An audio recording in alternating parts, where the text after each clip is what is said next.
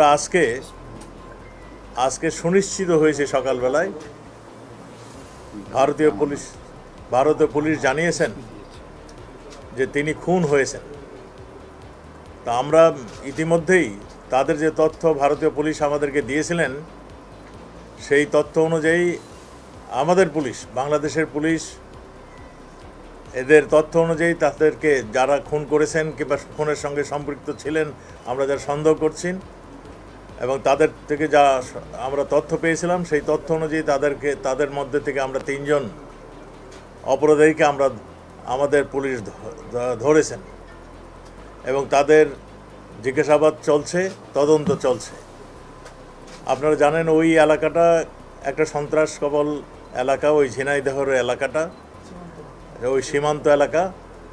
আমাদের আনার সাহেব সেখানে মাননীয় সংসদ সদস্য হিসাবে তিনি দায়িত্ব এবারও নির্বাচিত হয়েছিলেন। চিকিৎসার জন্য তিনি যাওয়ার পরে এই ঘটনাটি ঘটে।